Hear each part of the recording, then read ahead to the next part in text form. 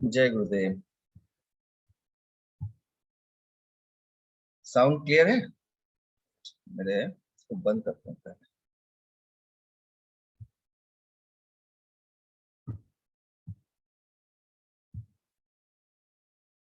Speaker और disturb नहीं करेंगे।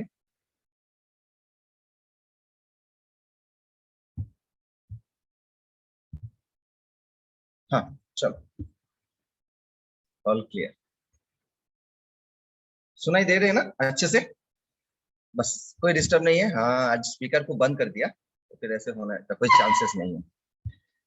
हाँ, तो आज का टॉपिक क्या है? गुरु और गुरु तत्व के ऊपर। हाँ, तो बहुत बंगाली न्यू ईयर है आज। और दूसरा स्टेट में तो 2 दिन पहले हो गए। हाँ, तो ऐसे है एक एक संस्कृति में। और आज गुरुवार के दिन भी है, तो आज गुरुवार के दिन है। और गुरु तत्वों या गुरु के ऊपर ये डिस्कशन है, तो सब लोग अच्छे से सुनना। जितना होते हैं हम हमारी तरफ से उसको एक्सप्लेन करेंगे। गुरु को एक्सप्लेन करना तो नामुमकिन है, कोई कर ही नहीं सकता। फिर भी जितना हम समझते हैं हमारी तरफ से पूरा कोशिश करेंगे समझाने की। चलो, तो गुरु ब्रह्मा गुरु विष्णु चयन कर लेते हैं, उसके बाद शुरू करते हैं। ठीक है? हाँ, तो सभी लोग आंखें बंद करके बैठे हैं।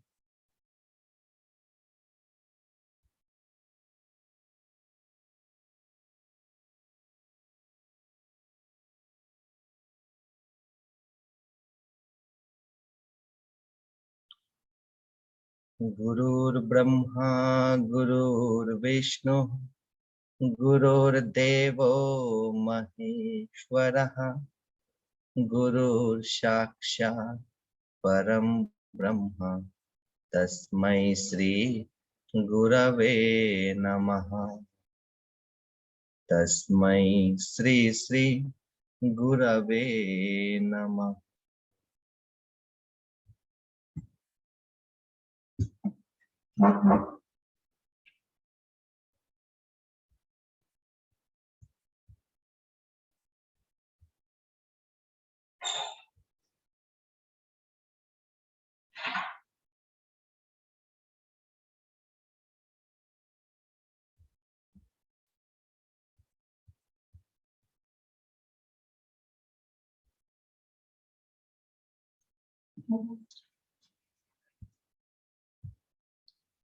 जय गुरुदेव।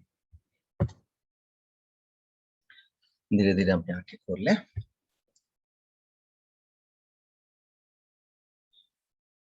आज का विषय है गुरु और गुरु तत्व।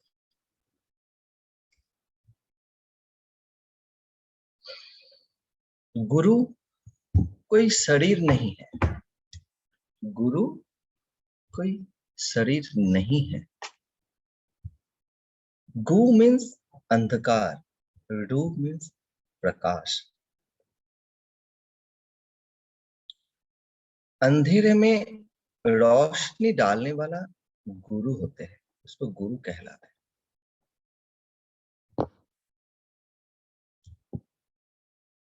गु मीन्स गुज्ज, रू मीन्स प्रकाश। जो अंधेरा है उसमें रोशनी डालने वाला वही गुरु है। गुरु कोई शरीर है ही नहीं। गुरु का कभी जन्म हुआ ही नहीं।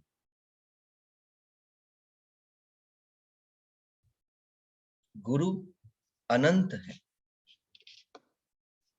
अजन्मा है, जिसका कोई जन्म हुआ ही नहीं। अनंत है, जिसका ना कोई आदि है ना अंत है, जिसका कोई सीमा ही नहीं है। जो नित्य है, जो थे ही, जो पहले भी थे, अभी भी है, जो शुद्ध है, जो सच, चित और आनंद है, सच्चिदानंद है, वही गुरु तत्व है।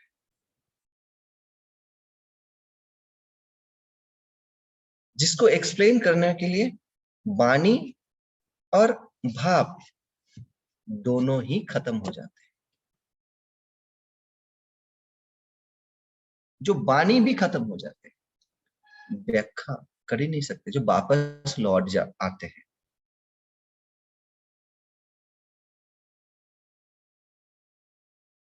जो सृष्टि से पहले भी थे, अभी भी है, जो बाद में भी रहेगा, वही गुरु तत्व।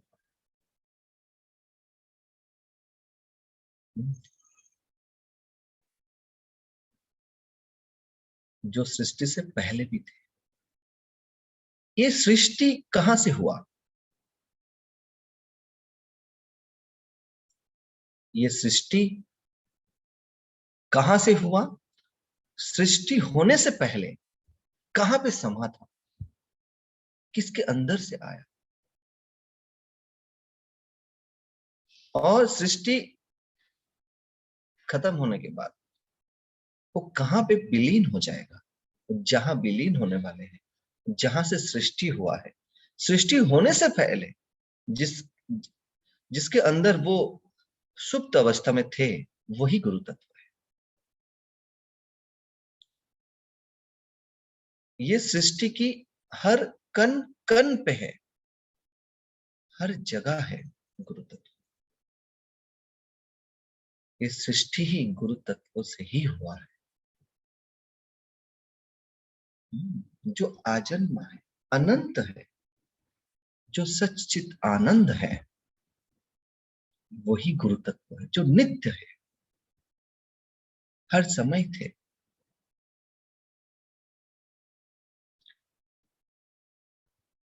लेकिन ये गुरु तत्व से ये बाहर ही नहीं है, जो आसमान में किसी जगह है, ऐसा नहीं है।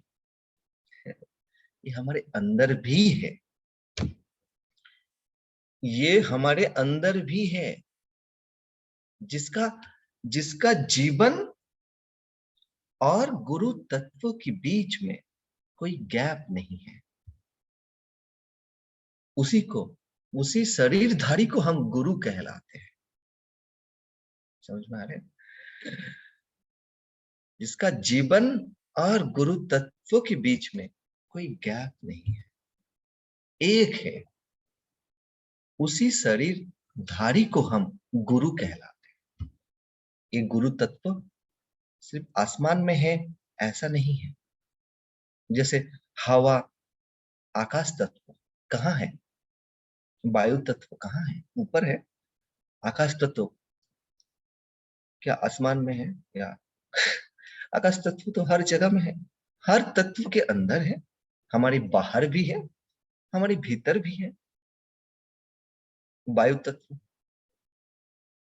हमारे बाहर भी है और हमारा भीतर भी है।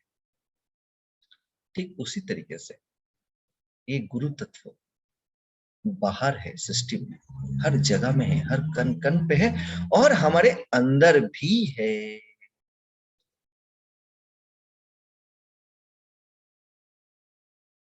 हमारे अंदर ऐसा तत्व है जो कभी नहीं बदलते, जो एक सा रहते हैं, कभी बदलते नहीं, जिसका ना जन्म होता है न मृत्यु होते हैं, वही गुरु तत्व। वही गुरु तत्व है। समझ में आया? और गुरु कौन है? जीवन और गुरु तत्व के बीच में जिसका कोई भेद नहीं है, पूरा जीवन और गुरु तत्व एक सा मिल है, वही उसी शरीरधारी को गुरु कहलाते हैं।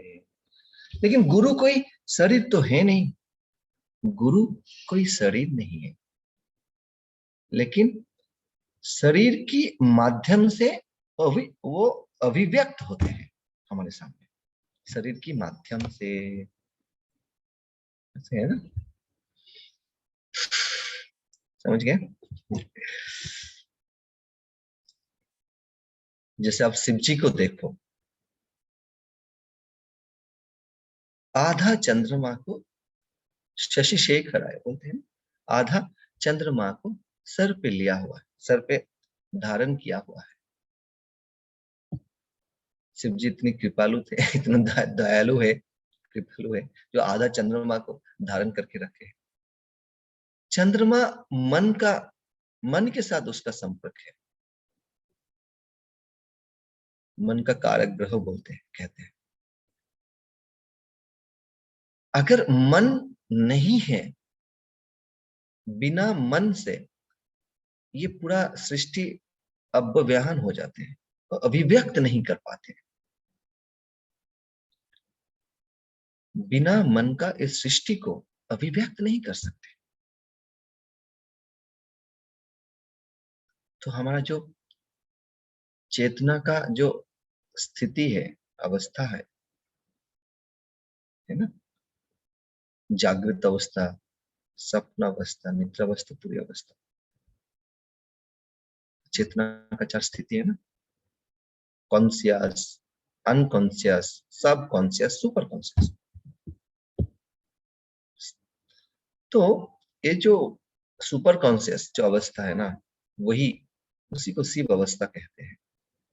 वहां पे उस समय में क्या है, मन है, मतलब सुपर कॉन्सियस मतलब प्योर एनर्जी।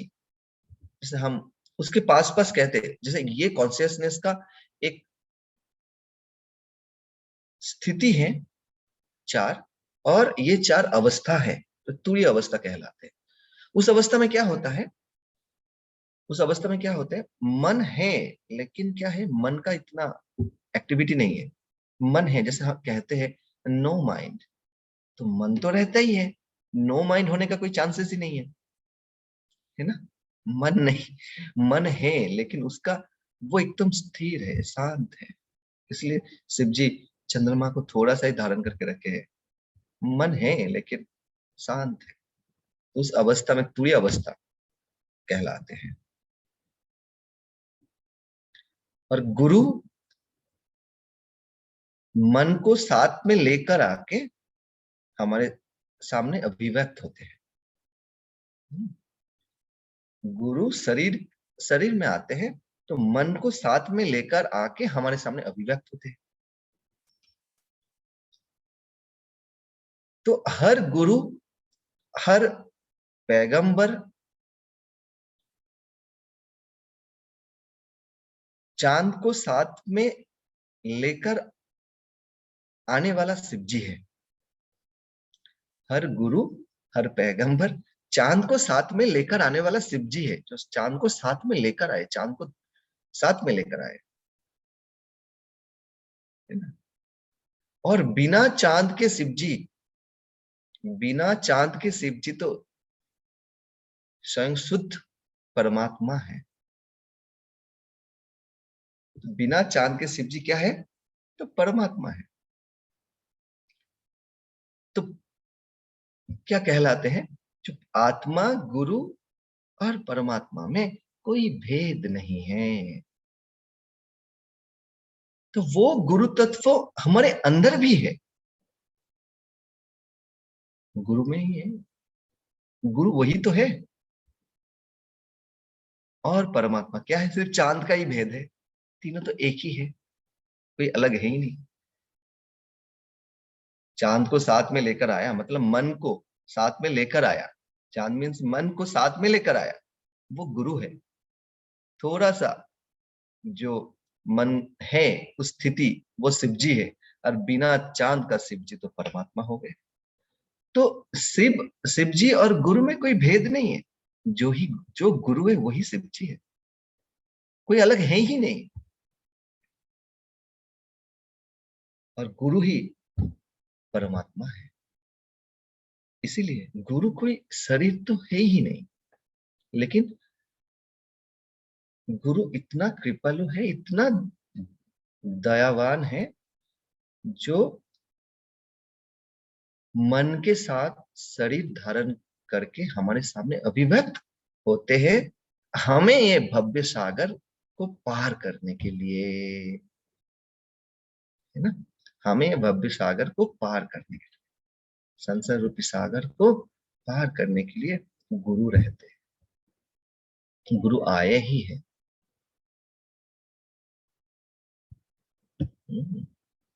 तो इसी को गुरु कहते हैं। तो गुरु क्या है?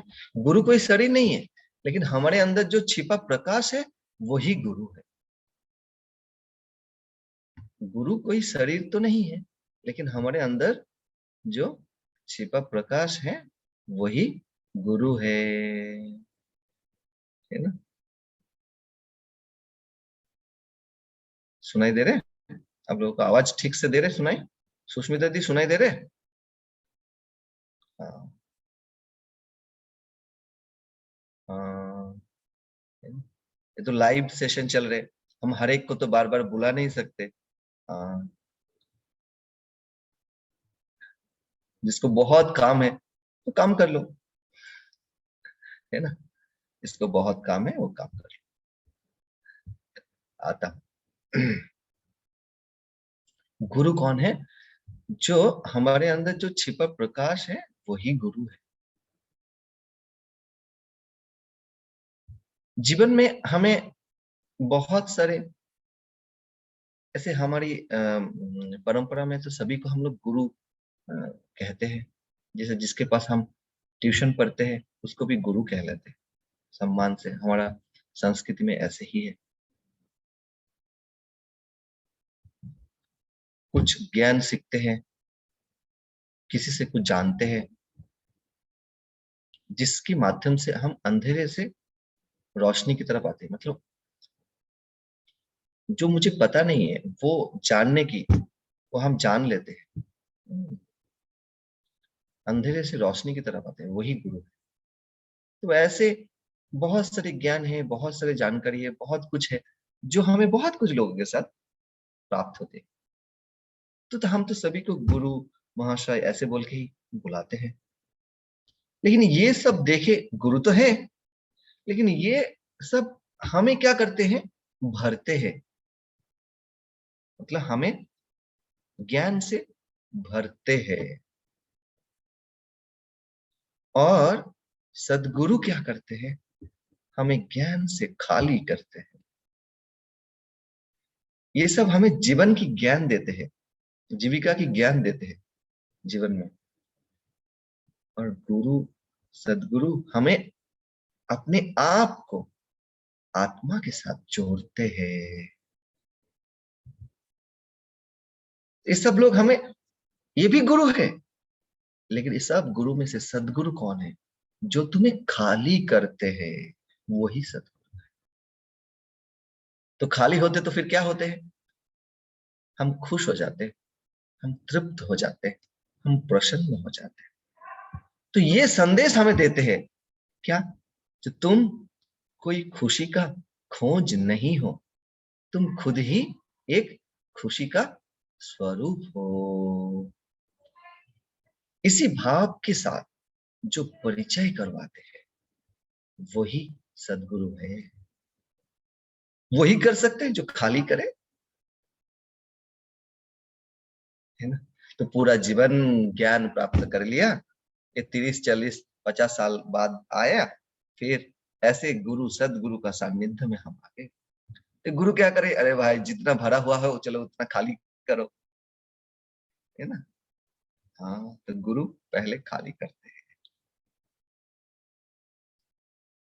सदगुरु वही है जो हमारे अंदर में जो भगवत्ता है उसके साथ जो हमें जोड़ते हैं। तुम वही हो जिसको तुम ढूंढ रहे हो। तुम में और उनमें कोई भेद नहीं है। हमारे अंदर जो शून्यता, आत्मा, बाहर में जो शून्यता, परमात्मा, दोनों में जिसका कोई भेद नहीं है, एक ही है। इसी भाव के साथ जो परिचय करवाते हैं वही सदगुरु है ना? तो सदगुरु क्या करते? खाली करवाते। पहला उनका काम है खाली कर। एक बहुत अच्छा सुंदर सा स्टोरी है, तभी याद आ गया मुझे। तो एक 3 दोस्त था, तो 3 दोस्त गए हैं एक पंडित के पास, गुरु के पास गाना सीखने के लिए। तो पहला जन ने बोला, अरे मैंने तो 2 साल से सीख रहा हूँ, तो मुझे सब कुछ आता है। तो बोलो अच्छा, तुम एक काम करो, तुम हफ्ते में एक दिन आ जाना और 2,000 रुपया महीने में देना, दक्षिणा कहते हैं तब। तो बोला अच्छा ठीक है मास्टर जी। सेकंड जन गए, उनको बोला, वो बोले नहीं, थोड़ा सा वो सारेगामापा मुझे पता है, हमें तो कुछ भी नहीं पता क्या होता है, तो जो भी है, तो मैंने थोड़ा बहुत आता है, एक आध सीखा है गाना। तो बोला अच्छा ठीक है, तो तुम एक काम करो, तुम हफ्ते में 2 दिन आ जाना और 1,000 रुपया दे दो। तो उनको बोले एक दिन की जगह 2 दिन कर लिया और पैसा भी आधा हो गया, डबल होना चाहिए था। तो थोड़ा उनको कंफ्यूजन में पड़ गया, क्या बात है भाई। थर्ड जन गए, फिर बोले मुझे कुछ भी पता नहीं, हमारे जैसा था, हमारे जैसा कैंडिडेट, बोले आज तक मैंने कभी छुआ भी नहीं, तो हमें सीखना है आपसे। तो बोले ठीक है सीख लो। बोले कितना, बोले तुम हफ्ते में 3 दिन आना और 500 रुपीज का देना। तो बोला अरे इसका भी आधा कर दिया, और दिन 3 दिन हो गया, ये कैसी बात है। तो उनके मन में से शंका हुआ, फिर चलो भाई पूछते हैं गुरु को। फिर बोला आपने ऐसे क्यों लिया, जान सकता हूँ। तो बोले हाँ जान सकते हैं। तो बोले देखो तुमने 2 साल से सीखा, तुमने 2 साल से जो सीखा है उसको हमें पहले क्या करना है, खाली करना पड़ेगा। उसको खाली करना है, उसके बाद तो मैं सिखा सकता हूँ। जो थोड़ी दिन सीखे हैं उसको खाली करने के लिए मुझे कम समय लगेगा, और जो एकदम पूरा टच ही नहीं किया, कोई इंस्ट्रूमेंट को छुआ भी नहीं, उनको तो मैं कल से स्टार्ट कर सकता हूँ, मुझे कोई एफर्ट नहीं देना है। लेकिन तुम्हें पहले खाली करना पड़ेगा, खाली करने के लिए इतना पैसा और इतना दिन मैंने बुलाया। तो बोले हाँ, तो खाली करने के बाद वो फिर भरेगा ना, तो उसको भरना ही है, वो तो पहले बताया। तो हमें भरते हैं, सदगुरु हमें खाली करते हैं, लेकिन खाली करने की ऐसी स्टोरी है। तो हमारा गुरु सदगुरु क्या करते हैं, ऐसे खाली करते हैं। तो पूरा जीवन भर अपने ज्ञान को प्राप्त किया, मैं ये जानता हूँ, मैं वो जानता हूँ, मैं इंजीनियर हूँ, मैं प्रोफेसर हूँ, मैं पीएचडी कर लिया, मैंने ये कमा लिया, मैंने वो कर लिया, मुझे करोड़ों का बिजनेस। ठीक है चलो सब छोड़ो, सबको एक साइड में रखो, पहले खाली हो जाओ, शांत होकर बैठो, तभी तुम कुछ कर पाओगे जीवन में, है ना। तो सदगुरु वही है जो हमें अपने आप के साथ जोड़ते हैं, वही सदगुरु है। ठीक है, अपने आप को गुरु के पास ही मानना, गुरु से अलग मानना ही नहीं। अपने आप को गुरु से अलग मानना ही नहीं, तुम गुरु से अलग हो ही नहीं। तुम में और गुरु में कोई भेद नहीं है, गुरु अलग मानते ही नहीं तुम्हें। तुम अगर गुरु, अपने आप को गुरु के पास अनुभव नहीं कर कर पाते हो, ये तुम्हारी गलती है, ये तुम्हारी ही गलती है। हम जितना दृश्य जगत में फंसते हैं, हम जितना दृश्य में अटक जाते हैं, हम हम उतना ही अपने आप को गुरु से अलग मान लेते हैं।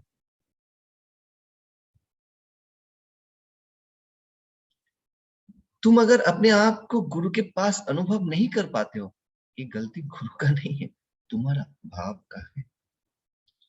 जितना खुद दृश्य में फंसे हो, हमारे जो 7 चक्र है, मुख्य चक्र, 109 में से 108 और 108 स्थूल शरीर में, स्थूल शरीर में से जो मुख्य है 9, उनमें से मुख्य है 7 चक्र। बहुत बार बताया है इन लोगों, आप लोगों को तो पता ही है। 7 चक्र में ऊर्जा अगर अस्थिर है, जितना अस्थिर रहेगा उतना ही नेगेटिव इमोशंस के रूप में ऊर्जा प्रकट होंगे। जितना नेगेटिव इमोशंस के रूप में ऊर्जा प्रकट होंगे, उतना ही आप दृश्य जगत में फंस जाओगे। जितना ही दृश्य जगत में आप फंसोगे, उतना ही आप अपने आप को गुरु से अलग मान लेते हो। हम में और गुरु में भेद है। क्यों? क्योंकि तब हम खुद को शरीर की तौर से देखते हैं।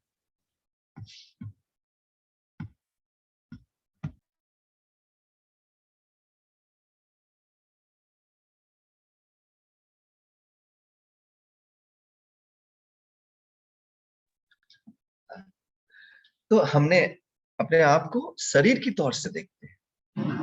जितना दृश्य जगत में आप फंसे हो, उतना ही आपको शरीर की तौर से देखोगे, शरीर में अटक जाओगे। जितना ही दृश्य जगत में फंसोगे, उतना ही आप अपने आप को जीव भाव में ही फंसोगे, फीलिंग्स और इमोशंस के रूप में ही देखोगे, और हर चक्र की ऊर्जा इम्बैलेंस हो जाए। तो जितना इम्बैलेंस हो गए, आप अपने केंद्र पे टिक ही नहीं सकते। दृश्य से आके दृष्टा में आप कभी टिकोगे ही नहीं। तो जब दृश्य से दृष्टा में टिकोगे नहीं, तो आप अपने आप को गुरु से अलग मान लेते हो। वो आत्म भाव कभी जगते ही नहीं। अगर इस शरीर को देखोगे ना, शरीर में कितने सारे सेल है, हजारों सेल है, लाखों सेल है, हजारों। रोज हर सेल पैदा हो रहे, नया नया सेल आ रहे, हर सन नया नया सेल जेनरेट होते जाते हैं। हर सेल में अलग अलग जीवन है, ऐसा है, और ऊर्जा से भरा हुआ है हर एक सेल।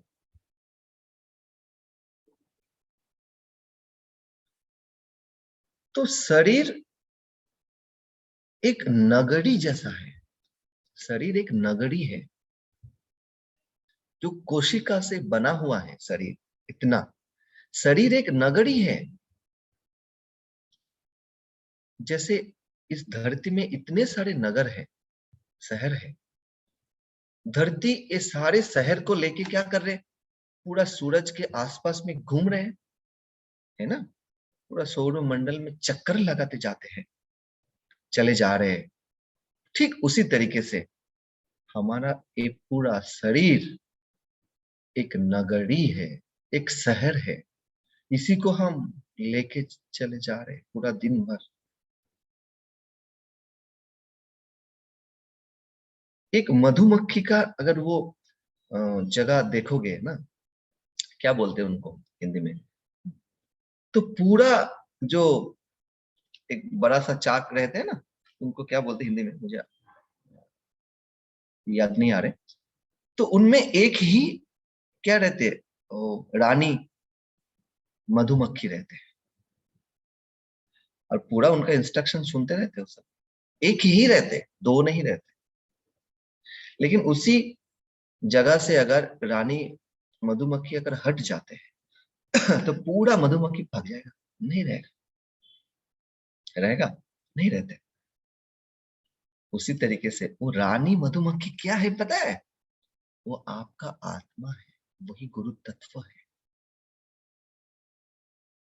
वो अगर हट गया, सारे के सारे सेल भाग जाएगा, कोई नहीं रहेगा। वही गुरु तत्व है। वो अगर भाग गए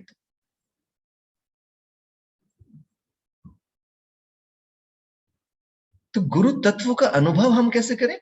दृश्य से जब हम दृष्टा में टिकते हैं।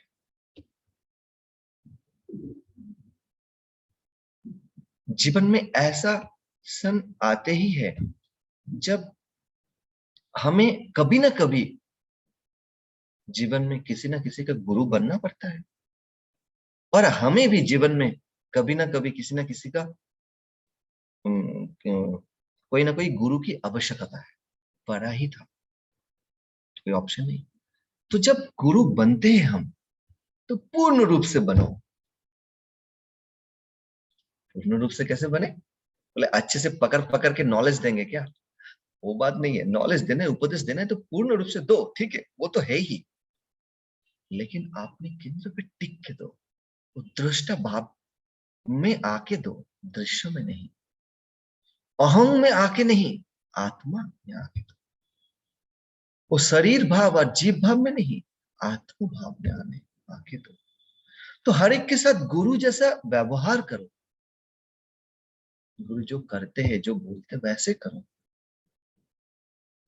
लेकिन हर एक के पास से वो एक्सपेक्टेशन मत रखो गुरु जैसा। तब तुम गुरु तत्वों में एक हो जाओगे। तब तुम में और ईश्वर में कोई भेद नहीं है। गुरु कौन है? जो सत्य चित आनंद है, जो अजन्मा है, जो नित्य है, जो अविनाशी है, जो अनंत है, जिसका ना कोई आदि है ना जिसका अंत है। ईश्वर कौन है? जो सत्य है, जो चित है, जो आनंद है। ईश्वर का परिभाषा वही है, जो सत्य, जो चित और आनंद। तुम्हारे अंदर वही जागेगा तो तुम में और ईश्वर में कोई भेद नहीं है। तब तुम में और तुम गुरु तत्व में विलीन हो जाओगे, एक हो जाओगे, गुरु तत्व में लय हो जाओगे। ठीक है ना? तो रानी जो मधुमक्खी है उसको ठीक से संभालना है। तो हमारा शरीर एक शहर है, इसको समझना है। इसलिए अपने आप को गुरु से कभी अलग मानना ही नहीं। इसलिए हम लोग क्या करते, बहुत नॉर्मल जो वार्तालाप होते ना उसी में पड़ जाते। हम नॉर्मल वार्तालाप में आ जाते हैं।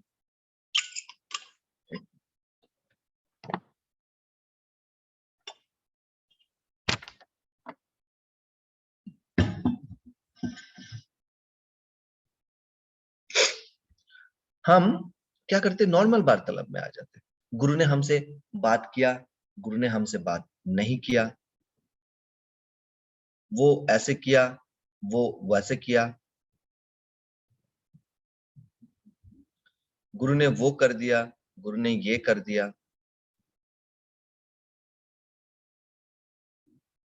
तो ये सब चीजों में हम लोग ज्यादा से ज्यादा फंस जाते। तो ठीक से हम क्या होते हैं, हम जब शरीर भाव में अटक जाते हैं और जीव भाव में अटक जाते हैं, तो नॉर्मल जो वार्तालाप होते हैं ना हम उसमें फंस जाते हैं। गुरु को तब हम भी एक शरीर जैसा मान लेते हैं। गुरु को तभी हम भी एक शरीर मान लेते हैं, क्योंकि हम जिस भाव में रहते हैं ना हम वही भाव गुरु के प्रति भी देखते हैं। तो गुरु को भी हम भी एक शरीर मानते हैं। तो गुरुदेव ने कुछ बोलते हैं या गुरुदेव ने कुछ नहीं बोलते हैं तो उसके प्रति हम चल पड़ते। अरे गुरु ने ऐसे कहा, अरे गुरु ने वैसे कहा,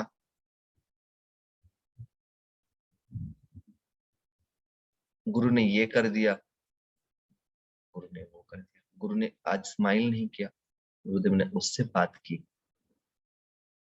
ये गुरु को एक शरीर मान लेते हैं। गुरु की उपस्थिति को महसूस करो, उसका प्रेजेंस को महसूस करो। गुरु सूक्ष्म शरीर में हर जगह में विद्यमान है, उसको आप महसूस करो।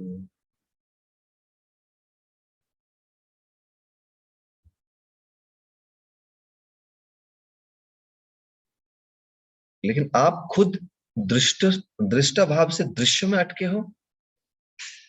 आप जब खुद दृश्य दृश्य में अटक जाते हो, तो आप ये सब वार्तालाप में चल पड़ते हो। थोड़ा सा लाइट आ गया ना। पीछे का लाइट बंद हो गया। चलो ठीक है, समझ में आ गया। जो भी कुछ है गुरु के साथ बांट लो, गुरु के साथ भाग। वो सब कुछ तुम्हारे पास से लेने के लिए ही आए हैं। तुम्हें ये संसार सागर को पार करने के लिए ही आए हैं। जो भी कुछ है गुरु से बांटो। ऐसे समझो, जो एक समझ लो बहुत बारिश हो रहे है, तूफान है, हवा चल रहे हैं, ऐसे जंगल जिस जगह है, आप समझ नहीं पा रहे हो आपको क्या करना है, कहाँ जाना है, आप कहाँ जाओगे, आप क्या करोगे।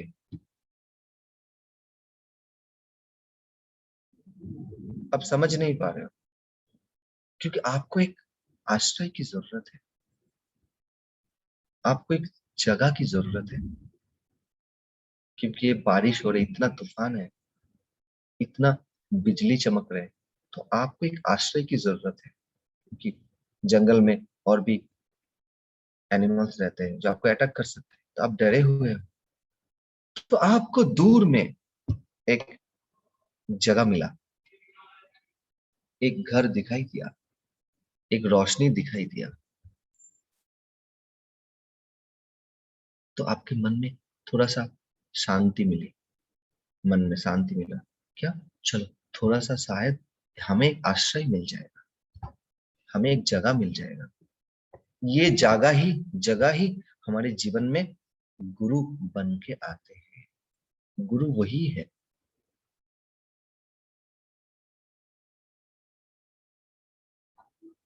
गुरु ही हमारा आश्रय स्थल है, गुरु ही हमारा प्रवेश द्वार है। हम अगर अपने जीवन को देखें, जीवन में अस्तित्व का जो 7 स्तर है, शरीर, श्वास, मन, बुद्धि, मेमोरी, ईगो, सेल। शरीर, श्वास, सेल वर्तमान में रहते ही है, लेकिन मन, बुद्धि, मेमोरी, ईगो वो वर्तमान में नहीं रहते, हर संत तो नहीं रहते, पास्ट फ्यूचर करते और उसी में बहुत स्ट्रेस आते हैं। तो अगर हम अपने जीवन को देखें तो हर व्यक्ति मन में शांति, बुद्धि में प्रेम, है ना, स्थिति में खुशी, आनंद और अहंकार में वो आनंद पाना ही चाहते हैं। ये चारों की खोज है सभी में। तो हमारे जीवन में थोड़ा बहुत वो मिल भी जाते हैं, लेकिन क्या होते हैं, हमें वो तृप्ति नहीं मिलते। क्यों नहीं मिलते? क्योंकि वो अल्टीमेट नहीं है।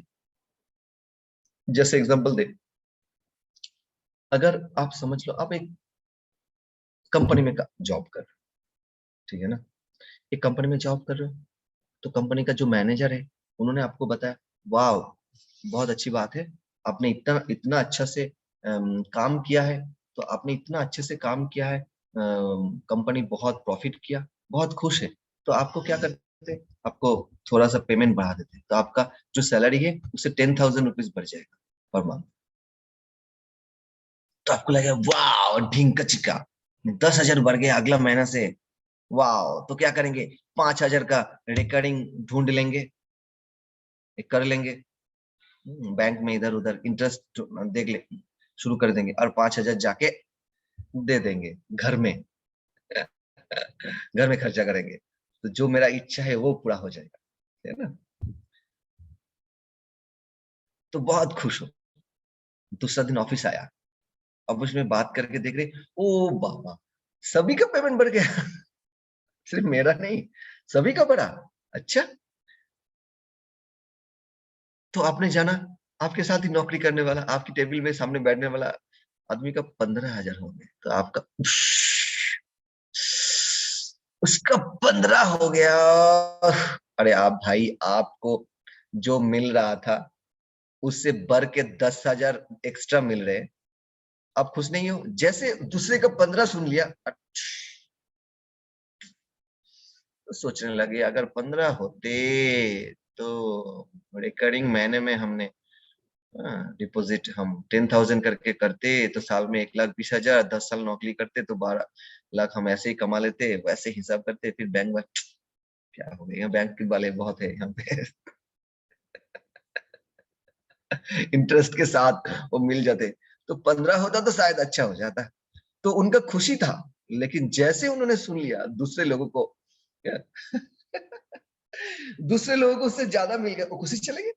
तो मतलब जो हमें, हम जो ढूंढ रहे हैं मन के लिए शांति, बुद्धि की प्रेम, है ना, अहंकार के लिए आनंद, स्मृति के लिए तृप्ति, खुशी, हम्म, वो हमें कभी कभी मिल भी जाते हैं, लेकिन वो अल्टीमेट नहीं है, अल्टीमेट नहीं है।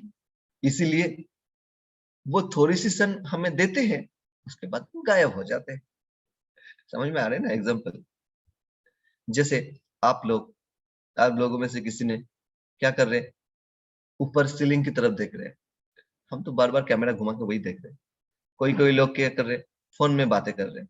कोई कोई लोग क्या कर रहे, हाँ, इधर उधर देख रहे हैं। तो फिर कोई कोई लोग कैमरा बंद करके कुछ अलग काम करते हैं। कैमरा बंद करके काम करने में मजा ही कुछ अलग है। वो पता नहीं, हम तो कभी करते नहीं। लेकिन जिसके पास में जो अल्टीमेट है वही कर रहे हैं, है ना? लेकिन हमारे पास तो ये अल्टीमेट है, इसलिए हम तो हम्म, एकदम लाइट के सामने अच्छा दिखाई दे, कैमरा के सामने, हाँ, और कैमरा ऑन करके ऐसे स्माइल करते करते बताते ही रहते। हमारे लिए तो अल्टीमेट है। तो आपके लिए जो है आप वो कर रहे हो। आपको लग रहा है हाँ नॉलेज सेशन स्टार्ट हो गया, चलो थोड़ा सा सुन लेते हैं। सुनते सुनते फिर दूसरा, चलो थोड़ा सा ये काम कर लेते हैं, कैमरा बंद करके। तो सुन लिया, थोड़ा सा खुशी मिल गया, बाद में लगा अरे चलो दूसरा कुछ काम कर लेते हैं, वो उसमें खुशी मिलेगा। तो गुरु गुरु अगर वो जगह में है, जो इतना बारिश हो रहे, इतना कुछ हो रहे, और आपको एक जगह मिल गया, सर के ऊपर छत मिल गया, रोशनी मिल गया, वो मिलना चाहिए और आपको समझना चाहिए। अगर वो अगर अल्टीमेट है तभी तो सब कुछ आप छोड़ के वहां पे जाओगे, है ना? लेकिन वो जगह को देखने के लिए भी आपका दृष्टि होना चाहिए। आप अगर अंधेरे में भटक ही जाओगे, पता ही नहीं चलेगा, तो चारों तरफ आपके मन में इतना डर सा छा गया, इतना अंधेरा है, आपको पता ही नहीं चल रहा है क्या सही है क्या गलत है। तो वो रहने के बावजूद भी आपको दिखाई नहीं देगा, क्योंकि आप इतना दृश्य में अगर फंसे हो तो आपको वो दिखाई नहीं देगा। समझ रहे हैं ना?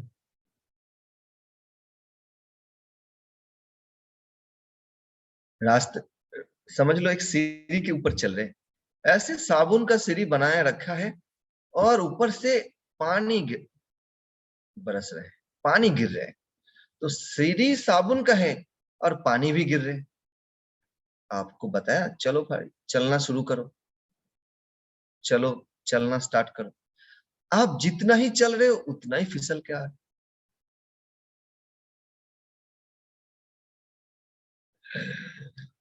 जिसका घुटनों में प्रॉब्लम है वो तो चलेगा ही नहीं, वो देख के वहीं पे खड़ा रहेगा। बोले नहीं बाबा, मैं तो फिसल ही जाऊंगा, अभी चलने की कोई जरूरत नहीं है। नीचे गिरूंगा, और खड़ा रहने की जगह पे हम नहीं रहेंगे। कोई जरूरत नहीं, तो जाएगा ही नहीं। है ना? तो साइड में आपने एक रेलिंग देखा, जिसको आप पकड़ के ऊपर जा सकते हो, वही गुरु है हमारे जीवन में। अरे हाँ, वही जीवन में, हमारा जीवन में गुरु कहलाते हैं। ठीक है ना? चलो आगे। ये बिजली भी बहुत मतलब ये है, कभी 2 सेकंड से ज्यादा जाएगा नहीं, तो चिंता नहीं है। तो गुरु गुरु की दृष्टि से हमें दुनिया को देखना चाहिए। जैसे बता रहे थे ना, सब पूरी तो थोड़ा गुरु बन के फायदा नहीं है, आप पूरा गुरु बन जाओ। तो पूरा गुरु जब बन जाओगे ना, तो आप गुरु की दृष्टि से दुनिया को देखोगे, तो सब कुछ आपको सुंदर प्रतीत हो, इतना सुंदर लगे, पूरा जगत प्रेममय हो जाएंगे, पूरा जगत ही प्रेम हो। क्योंकि आप सबको देने के लिए हो, आप डिमांड नहीं कर रहे हो, मांग नहीं रहे हो किसी से। आपको कुछ नहीं चाहिए, आप अहंग से नहीं, आत्मा भाव से कर रहे हो।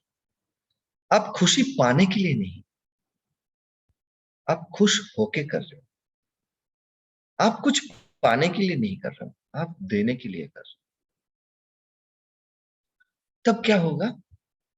तो आपके अंदर वो ज्ञान का उदय होगा। तब आप व्यक्ति में अटक नहीं रहोगे, वस्तु में अटक नहीं रहोगे। आप व्यक्ति में नहीं, उनका गुण को देखो। हर परिस्थिति के देखने की दृष्टि को नजरा बदल जाएगा। तो जीवन में गुरु की दृष्टि से देखना है। तो गुरु की दृष्टि से देखना है मतलब गुरु बनना है। तो गुरु आप तभी बन पाओगे। देखो, मैं किसी का गुरु हूं ऐसा तो डिमांड करना ही नहीं चाहिए। तो ये सिर्फ ज्ञान के लिए। पूरा गुरु कब कब बनोगे? जब आप दृश्य से दृष्टा में टिकोगे, जब आप अहं को छोड़ के आत्मा भाव में टिकोगे। आपके अंदर भी जो तत्व है जो कभी बदलते नहीं है, उसी तत्वों का जब आप महसूस करोगे, तभी आपके अंदर गुरु तत्व और आप एक हो जाओगे। तभी आप जीवन में पूरी तौर और से गुरु बन जाओगे और गुरु की दृष्टि से सब कुछ देख सकते हो। अब ऐसे सोचना, इस जगह में, इस घटना में अगर गुरु होते तो क्या करते? एक ने हमें गाली दे दिया, तो गुरु होते तो क्या करते? गुरु क्या करते? गुरुदेव होते तो क्या करते? अब आपकी बुद्धि से ही सोचो। जितना आपका प्रोसेस ऑफ एवोल्यूशन है, जितना आप चल पड़े हो इस रास्ते में, जितना आप आगे निकले हो, उसी के हिसाब से आप सोचो गुरुदेव होते तो क्या करते? इस व्यक्ति ने ये ऐसे कर दिया, ऐसे परिस्थिति हमारे सामने निर्माण कर ली, इन्होंने ये बोल दिया, उन्होंने वो कर दिया, इन्होंने ऐसे मैसेज कर दिया, इन्होंने ऐसे फोन करके गाल कुछ बोल दिया, या इन्होंने ऐसे परिस्थिति का निर्माण किया, या हमारे चार पास में ये सब परिस्थिति है। तो इस जगह में गुरु होते तो क्या करते? तो आपके अंदर जो छिपा प्रकाश है, वो आपको उत्तर देंगे। इस जगह में गुरु होते तो क्या करते? ये एक प्रक्रिया है, एक प्रोसेस है जो गुरु की उपस्थिति को अनुभव करने की, जो आप हर क्षण गुरु की उपस्थिति को अनुभव कर सकते हो और आप बार बार दृश्य जगत से हटके दृष्टा में टिक सकते हो। समझ में आ रहा है? हमारे जीवन में जब गुरु का उदय होते हैं, हम ऊपर देख रहे हैं, घड़ी देख रहे हैं कि अब लोग इतने सारे कैमरा बंद करके रखो, पूरा कैमरा ना बंद हो जाए। हाँ।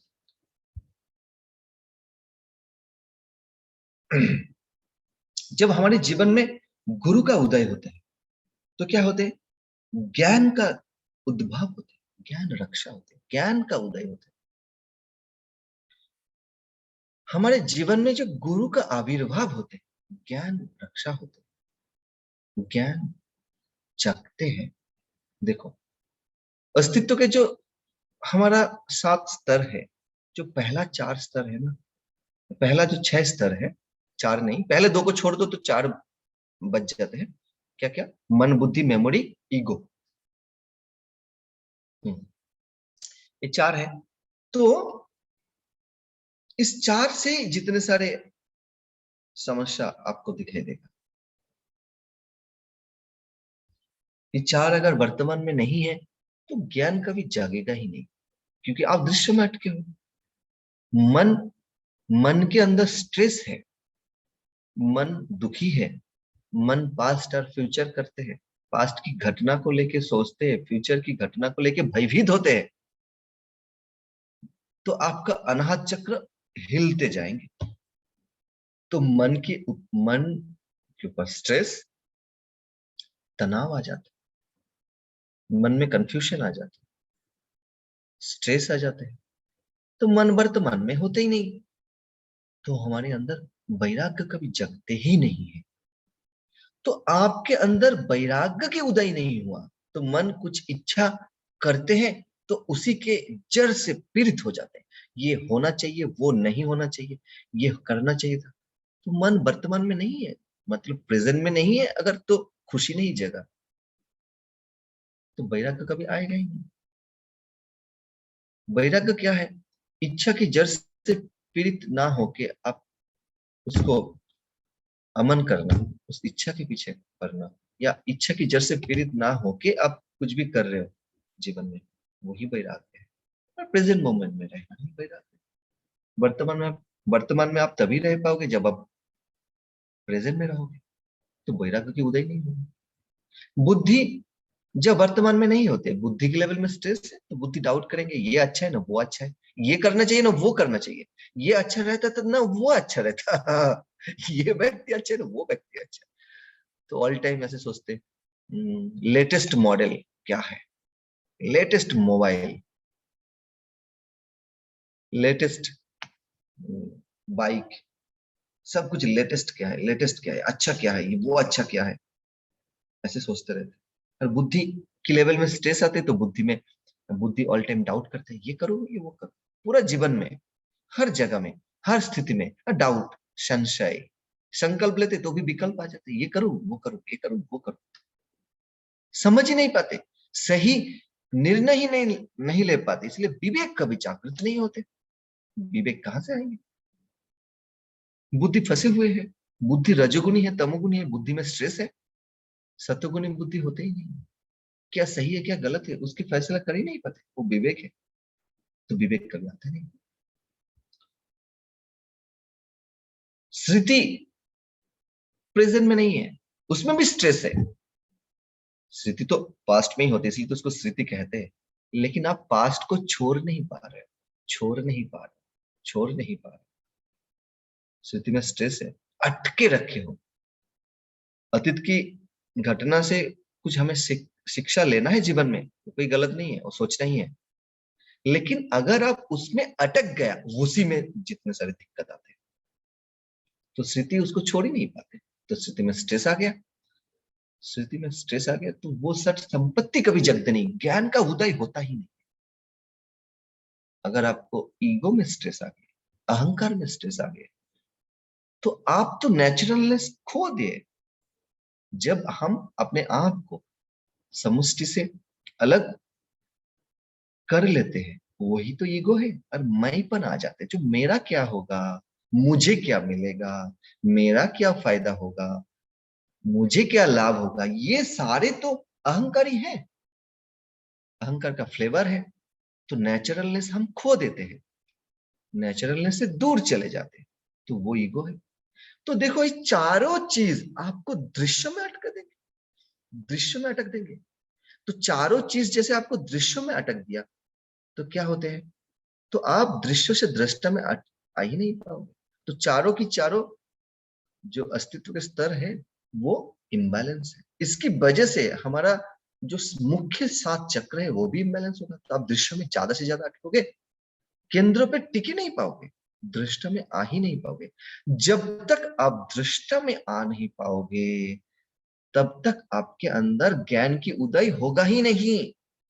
आप कितना ही नॉलेज सुन लो, आप कितना ही किताब पढ़ लो, आप कितना ही वाणी सुन लो और कंठस्थ कर लो, वो ज्ञान ना आप अच्छे से समझ पाओगे, ना नॉलेज को कनेक्ट कर पाओगे, ना जीवन में उसको प्रयोग कर पाओगे, ना अच्छे से श्रवण होगा, श्रवण में भी दिक्कत आ जाएंगे, ठीक से सुन भी नहीं पाओगे, ना उसको मनन कर सकते हो, ना उसको निधिध्यास में लेकर आ सकते। क्यों? क्योंकि आप स्थिर हो ही नहीं, फिर कैसे करोगे भाई? तो इसलिए जब जीवन में गुरु का उदय होती है, तो ज्ञान का रक्षा होती है, ज्ञान का उदय होता है। जब जीवन में गुरु आते हैं, तो तब तुम्हें दृश्यों से दृष्टा में टिकाते हैं। तो पूरा जगत में बारिश तो हो रहे हैं, ऐसे जंगल में बारिश तो हो रहे हैं, वो प्राणी तो है, लेकिन तुम घर में बैठे हो, तो बाहर में कुछ भी घट रहे तुम्हें कोई फर्क नहीं पड़ रहा। बाहर में तेज तूफान है, तुम्हें कोई फर्क नहीं पड़ रहा। बाहर में हिंस्र प्राणी है जो तुम्हें हानि पहुंचा सकता था, लेकिन तुम्हें अभी कोई फर्क नहीं पड़ रहा, क्योंकि तुम गुरु की घर में आके बैठे हो, तुम एक आश्रय के अंदर हो। ठीक उसी तरीके से बाहर की जगत में कुछ भी घट रहे, वो घट तो रहे हैं, लेकिन तुम्हें और कोई फर्क नहीं पड़ रहे, क्योंकि तुम उसी तत्व में टिक गए हो, जीवन में गुरु का उदय हो गया, गुरु का संधान मिल गया, गुरु की सानिध्य में तुम आ गए, गुरु के आश्रय स्थल में आ गए हो। उसी तरीके से बाहर कुछ भी हो रहे तुम्हें कोई फर्क नहीं पड़ रहा। तो अंदर में क्या होता है, अद्वैत भाव जगते हैं और बाहर में द्वैत, ये दोनों में समुचित बैलेंस होता है। द्वैत, बाहर में द्वैत, अंदर में अद्वैत, दोनों को बैलेंस करके रख पाते हैं, दोनों भाव से हम चल पड़ते हैं। तो जब हम स्थिर होते हैं, जब हम अपने आप पे टिकते हैं, तभी हम ज्ञान, तभी हमारे अंदर ज्ञान का उदय होते हैं, तभी ज्ञान जागते हैं। तो आपको इतना बहुत ज्यादा किताब पढ़ने की भी जरूरत नहीं है। आप किताब पढ़ोगे तो आपको लगेगा अरे सभी में तो एक ही है। आपने भी सुना होगा, बहुत सारे ऋषि मुनि ने कहा है, हर धर्म का किताब हमने पढ़ा है, सभी में एक ही बातें लिखा हुआ है। सार मर्म अगर देखे, निचोड़ अगर देखे उसका, तो देखिए एक ही बात है। तो आपको सब एक जैसे लगेगा और ज्ञान की उदय होगा। आपको इतना बहुत कुछ पढ़ने की भी जरूरत नहीं है। क्या जरूरत है, अपने आप पे टिकना, तभी आप समझ पाओ अच्छे से नॉलेज। तो गुरु होते हैं, मतलब आप जब अपने आप पे टिकते हो तो ज्ञान का उदय होते हैं। और क्या होते हैं, दुख दूर हो जाते। तो ऑब्वियसली दुख कैसे दूर होते, क्योंकि आप दृश्य में फंसे नहीं हो, आप बाहर की जगत में क्या हो रहे हो उसको लेके आप भयभीत नहीं हो, आप तो केंद्र पे टिके हो। तो जीवन में चैलेंजेस तो आते हैं, परिस्थिति तो आते हैं, उतार चढ़ाव रहते हैं, अच्छा बुरा तो वो तो होने लगते हैं, चैलेंजेस तो रहते हैं, लेकिन वो आपको और प्रभावित नहीं करता। क्यों? क्योंकि आप अपने आप पे टिक गए हो। समुद्र की किनारे पे आप खड़े हो, लहर तो आ रहे हैं, लहर आ रहे जा रहे, लेकिन आपको उसमें कोई फर्क नहीं पड़ रहा।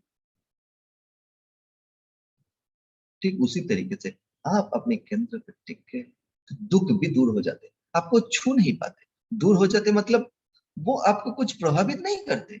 इसकी मतलब ये नहीं जो चैलेंजेस कभी आएगा नहीं, लेकिन वो आपको प्रभावित नहीं कर पाएगा। और उसी स्थिति में आपको क्या करना चाहिए, आपको क्या राइट एक्शन लेना है, आप वो अच्छी तरीके से ले पाते हो जब आपके अंदर गुरु का उदय।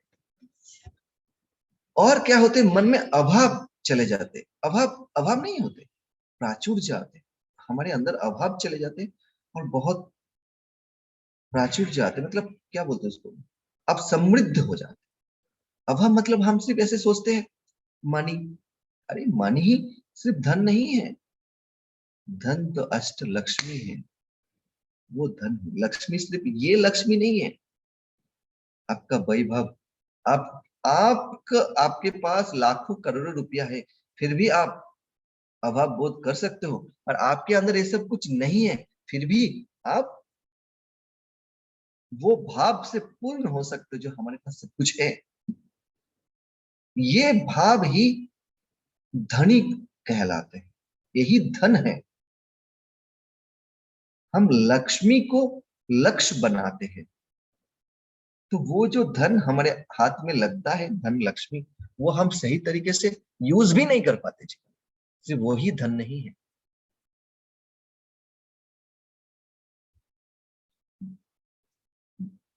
धन लक्ष्मी, धान्य लक्ष्मी, विजय लक्ष्मी, आदि लक्ष्मी, संतान लक्ष्मी, वो सारे सारे ऐसे 8 लक्ष्मी हैं। तो आपके अंदर अभाव भर जाते, अभाव दूर हो जाते, आप धन से पूर्ण हो जाते। सच्चा धन क्या है, वही है जो साधना से मिलते हैं। साधना मतलब सच्चा धन, जो सच्चा धन को आप प्राप्त करने लगते हो, आपके अंदर अभाव दूर हो जाते और आपके अंदर आपको जो चाहिए संसारिक जगत में वो भी मिलने लगते हैं, जो आपकी जरूरत है वो भी पूरा होने लगते हैं। तो अभाव भी दूर हो जाते हैं और आपको कुछ ऐसा नहीं जो आपका मन खुशी में भर जाते हैं। आपका मन क्या होते, कुछ किया नहीं, कुछ पता नहीं, लेकिन मन में खुशी आते हैं, क्यों? क्योंकि हमारा स्वरूप क्या है, हमारा स्वभाव क्या है? हमारा स्वरूप है प्रेम, हमारा स्वरूप आनंद है। हमारा स्वभाव क्या है? आनंद, खुशी, प्रेम, उत्साह, ये हमारा स्वभाव है। करुणा। तो हम जब दृश्य से हटके दृश्य में टिके हैं, तो देखो, दुख होने के लिए एक कारण की आवश्यकता है, लेकिन खुशी होने के लिए कोई कारण की आवश्यकता है? आप बताओ। दुख होने के लिए कारण चाहिए, खुश होने के लिए कोई कारण चाहिए? कुछ कारण नहीं चाहिए, क्योंकि वो हमारा स्वरूप, हमारा स्वभाव है। भाई, खुश होने के लिए क्यों कारण चाहिए? तो जब हम दृश्य से हट के दृश्य में हट जाते, तो हम क्या होते? अचानक कोई कारण के बिना ही हम खुश हो जाते हैं, और हमारी अंदर में जो खूबी है, जो प्रतिभा है, वो क्या होते हैं? वो और भी जगते हैं, और भी अच्छे से आते हैं। क्यों? जब हम दृश्य से हट के दृश्य में टिकते हैं, तो हमारे अंदर वो खूबी निखर आते हैं। कैसे? जैसे आप लोग अभी थोड़ी देर पहले गाना गा रहे थे, तो जिसका अच्छा गुण है, जो भी है, वो और भी बढ़ने लगते हैं। जो अच्छे से खाना बनाते हैं, तो उनका भी वो भी बढ़ जाते हैं, वो भी गुण बढ़ते हैं।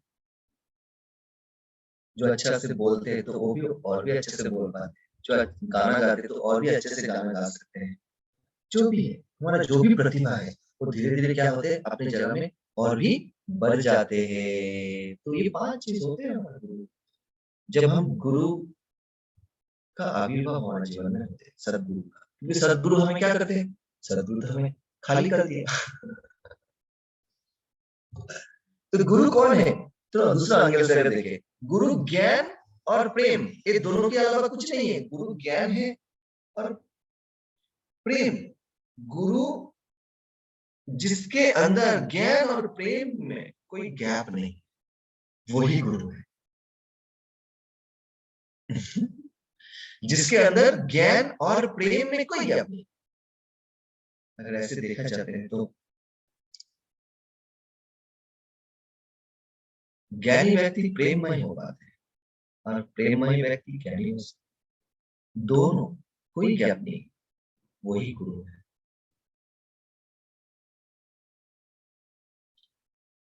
हमारे जो 7 चक्र में से अनाहत चक्र है, अनाहत चक्र में ऊर्जा तीनों रूप से क्या होते हैं? प्रकट होते हैं। क्या क्या होते हैं? कभी होते हैं तीनों रूप से प्रकट होते हैं, तीनों इमोशंस के रूप से। एक है प्रेम, दूसरा है भय, तीसरा है प्रेम होते हैं, भय होते हैं, घृणा होते हैं, तीसरा घृणा। तो जब प्रेम के रूप में प्रकट होते हैं, तब ना घृणा रहते हैं ना भय। तो हमारा जीवन क्या होते हैं? प्रेममय हो जाते हैं गुरु के सामने। बिना मतलब ही हमारे अंदर प्रेम जगते हैं, क्योंकि दुख होने के लिए कारण चाहिए, खुशी होने के लिए कोई कारण नहीं चाहिए। तो हम खुद को ऐसे पाते हैं, जो हम कोई खुशी का खोज नहीं है, हम खुद ही खुशी का स्वरूप है। तो हमारा जीवन एक प्रेममय हो जाता है। और अनाहत चक्र, वो वहां पे ऊर्जा पूरा स्थिर ही रहती है। सिर्फ एक ही है जो अनाहत चक्र, जो तीनों काल को दर्शाते हैं। कभी मन पास्ट में गए तो घृणा, फ्यूचर में गए तो भय, वर्तमान में रहे तो खुशी, आनंद, प्रेम। ये तो हमने हैप्पीनेस कोर्स में सीखा है। तो एक चक्र जो तीनों काल को दर्शाते, नीचे का 3 भविष्य को दर्शाते, ऊपर का बाकी दोनों, तीनों तो वो अतीत को दर्शाते। तो एक ही चक्र है जो अनाहत चक्र, जो तीनों काल को दर्शाते हैं। तो वहां पे क्या होते हैं? वो चक्र प्रेजेंट में रहते हैं, खुशी, प्रेम, उत्साह के साथ ऊर्जा प्रकट होते हैं। तो हाँ, वो चक्र प्रेजेंट में नहीं, वो चक्र में जो इमोशंस है, वो खुशी, प्रेम के रूप में प्रकट होते हैं। तो चक्र की ऊर्जा स्थिर रहती है। हाँ? और उसकी वजह से हम प्रेजेंट में रहते हैं। जब प्रेम जगते हैं, तो हम वर्तमान में। तो जब हम वर्तमान में होते हैं, तो मन वर्तमान में है तो बुद्धि भी फोकस रहते, बुद्धि भी वर्तमान में आ जाते, स्थिति भी वर्तमान में आ जाते, ईगो भी वर्तमान में आ जाते। तो पूरा के पूरा जो चक्र है, सारे के सारे जो ऊर्जा है, सारे के जो ऊर्जा है चक्र की, वो सकारात्मक के रूप से प्रकट, तो पूरा के पूरा स्टेबल हो गए। एक चक्र अगर चक्र की ऊर्जा का स्थिर हो गए, और गुरु प्रेम और ज्ञान, जब ज्ञान जागते हैं तो देखो आगा चक्र की ऊर्जा दो रूप से प्रकट होती है, एक है सजगता और एक है क्रोध। तो जब हम सजाग हैं तो हम ज्ञान में रहते हैं। तीसरा नेत्र कहते हैं, थर्ड आई ओपन हो जाते हैं, तो इंट्यूटिव एबिलिटी जगते हैं। तो तब क्या होता है देखो, एक तो अनाहत चक्र के लिए भी हमारा ऊपर नीचे के सारे चक्र बैलेंस में आ गए, ऊर्जा स्थिर हो गए, और ऊपर से क्या है, आंख का चक्र भी बैलेंस रहते हैं, तो सजागता चाहते हैं। तो नीचे के सारे चक्र क्या है, सकारात्मक की रूप से ऊर्जा प्रकट हो जाता है, तो सारे चक्र बैलेंस में आ गए। इसलिए कहते हैं गुरु प्रेम और ज्ञान के अलावा कुछ है ही नहीं। जो प्रेम और ज्ञान के बीच में जिसका कोई गैप नहीं है, उसी को गुरु कहते हैं। तो गुरु तो सबसे परे है, तो सारे के सारे सातों की सातों चक्र बैलेंस में आ गया, सिर्फ दोनों चक्र की वजह से। और इसकी ऊपर जो सूक्ष्म शरीर में एक चक्र रहते हैं, जो द्वादशांग भी कहते हैं, उसका स्वभाव क्या है, उसमें ऊर्जा कैसे प्रकट होते हैं। जो सहस्त्र चक्र में ऊर्जा प्रकट होते हैं वो है ब्लिस, आनंद के रूप में, और वो चक्र में ऊर्जा प्रकट होते हैं जो सूक्ष्म शरीर में है, द्वादशांग भी कहते हैं, उसमें एब्सोल्यूट ब्लिस, परमानंद के रूप में।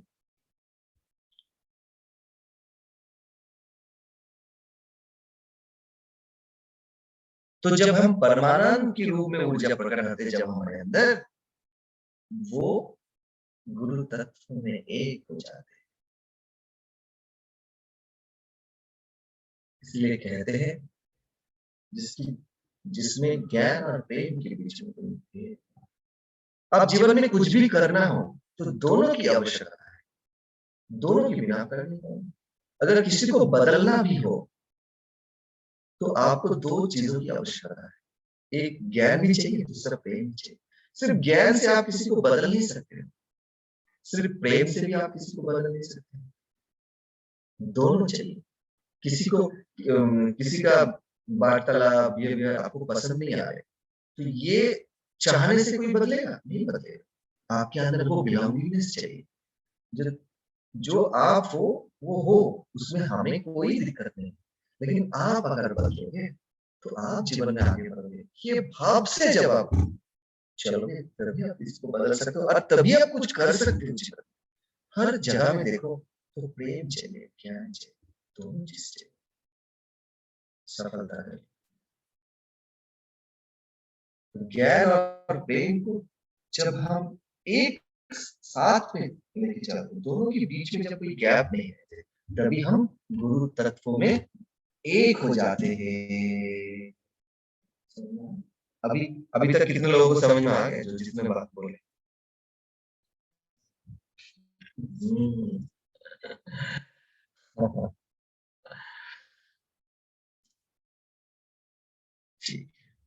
तो जीवन में गुरु क्या है, गुरु ही लक्ष्य है।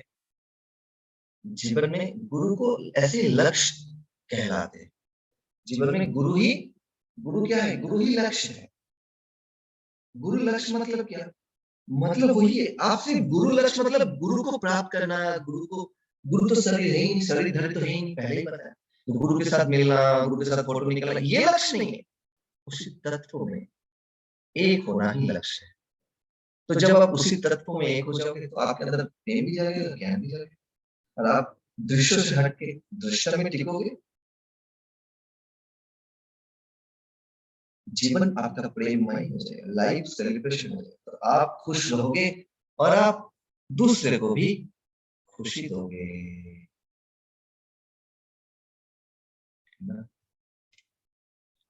इसी को कहते हैं गुरु। गुरु अंधेरे से प्रकाश सिर्फ अंधेरे से प्रकाश किसको हो रहे? कौन अंधेरे में थे? सिर्फ बाहर जगत को नहीं, अपने अंदर में। वो ज्ञान की रोशनी से, जैसे आपने देखा, जैसे शिव जी की थर्ड आई होते हैं, जो ज्ञान जगते हैं, जो सजगता आते हैं ना, तो हमारे अंदर में जो काम, क्रोध, लोभ, मोह, मद मत्सर, मद मतलब ईगो, मत्सर मतलब जेलसी, काम मतलब काम, वासना, इच्छा भी, क्रोध तो हमें पता ही है, काम क्रोध, लोभ पता है, ग्रीड, जेलस, काम क्रोध, लोभ, मोह, इस सब से हम हट जाते हैं। जो ज्ञान का जब उदय होते हैं, ये सारी चीजों से हट जाते हैं, तब हम पूरी तरीके से दृश्य से दृष्टा में आ जाते हैं। गुरु को अगर देखो ना, तो गुरु एक समुद्र जैसा है।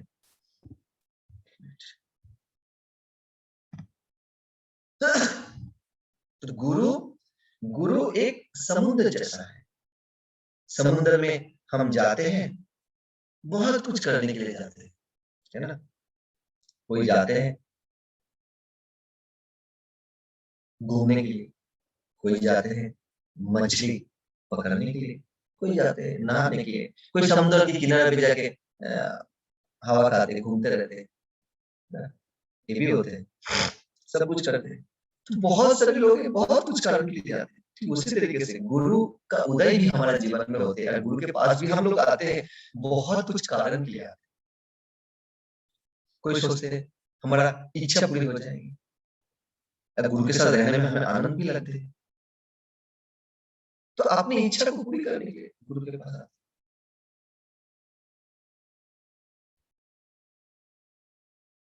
तो अपना इच्छा पूरी हो भी जाते हैं। इच्छा पूरी होने के लिए हमें क्या करना है? पहले तो संकल्प लेना है, उसके बाद छोड़ना है, और ऐसे सोचना है चलो ये पूरा हो ही गया, ये पूरा हो ही गया, ऐसे सोचना है और खुश रहना है, तृप्त रहना है, और अपनी ऊर्जा के स्तर को बढ़ाना है, ऊर्जा के लेवल को बढ़ाना है, और दिन में 2 बार तुरीय अवस्था में आना है। जैसे डिजायर था ना, हमारा एक नॉलेज सेशन टॉपिक था, उसमें है। तो जब हम अपने केंद्र पे टिकते हैं, गुरु तत्व के साथ एक होते हैं, तो इच्छा पूर्ण हो ही जाती है, सब कुछ पालन हो जाता है, हम खुश भी रहते हैं, इच्छा लेते छोड़ भी देते हैं, कोई फर्क नहीं पड़ता। ऐसे सोचते, ऐसे तृप्त रहते, आनंद रहते, सोचते पूरा हो ही गया, तो पूरा हो ही जाते हैं और आनंदित होते भी है।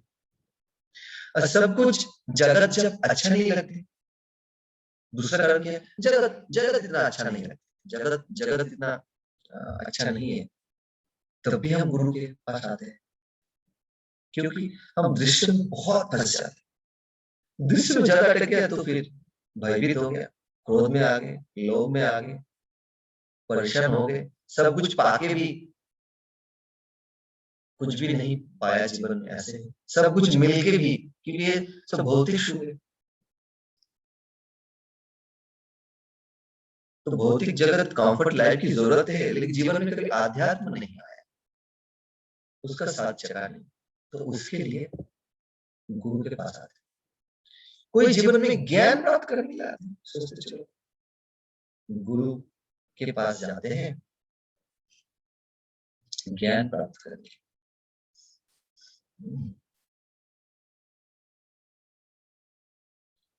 ज्ञान, गमन, प्राप्ति और मोक्ष, ये चारों गुरु के लिए होते हैं।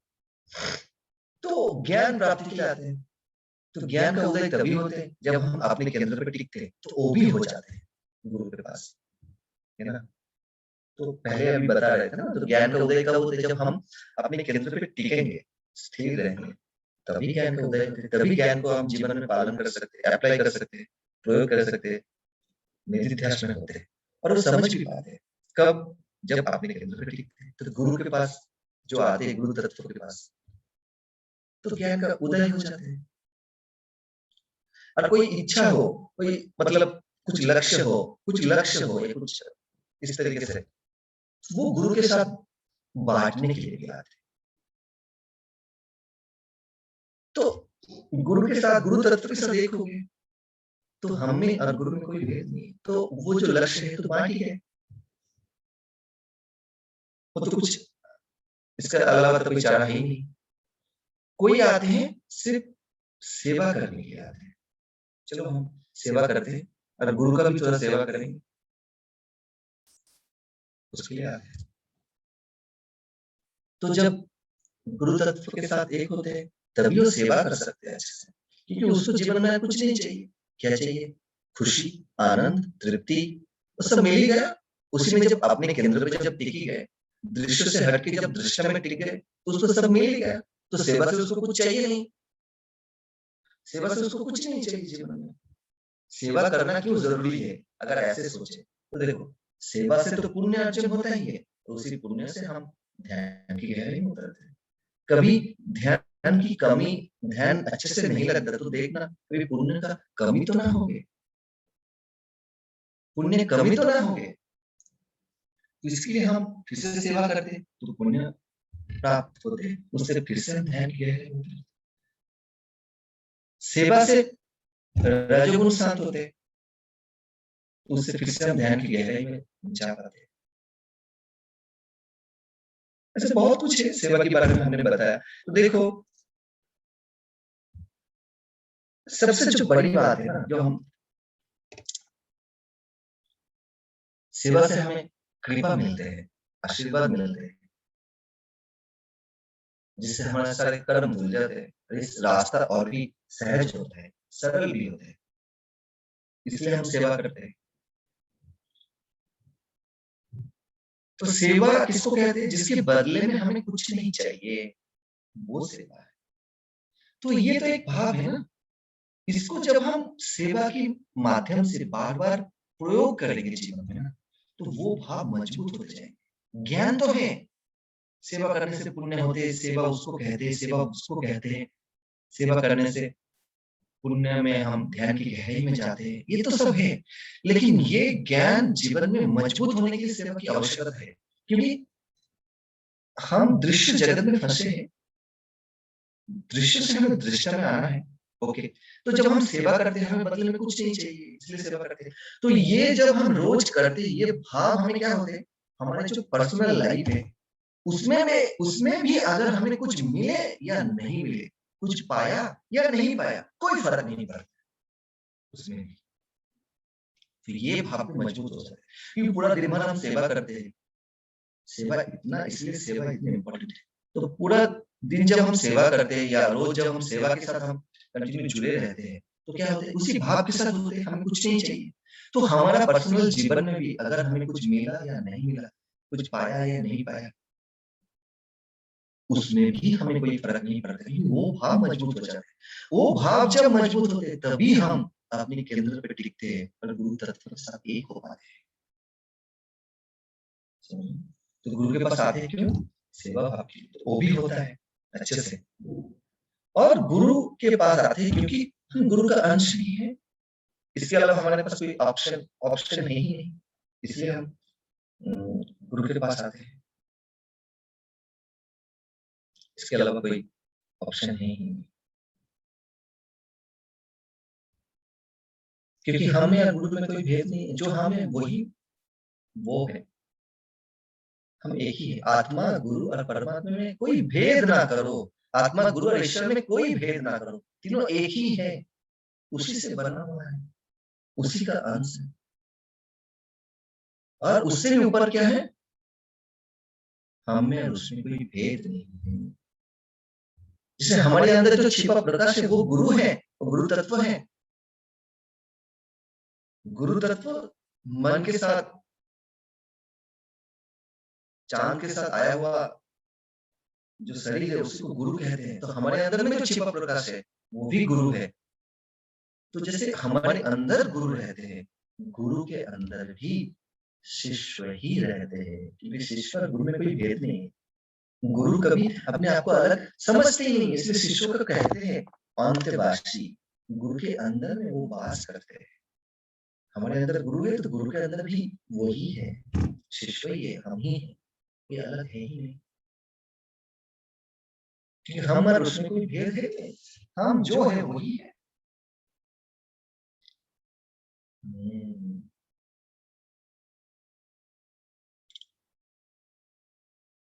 गुरु का उदय होते हैं जीवन में, तभी हमारे जीवन में कृपा बरसती है।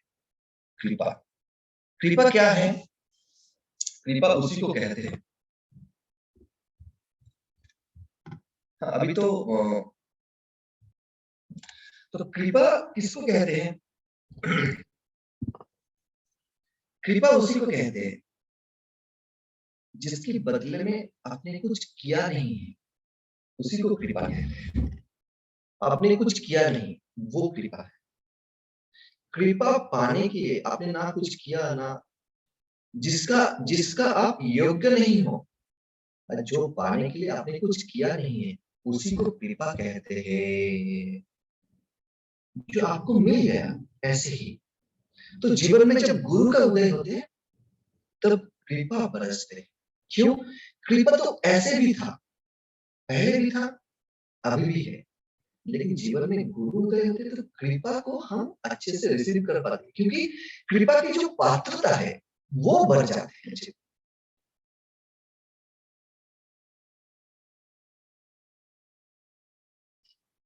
समझ लो आप दूध लेने के लिए गए, जा रहे हो कहीं गए, तो दूध फ्री है।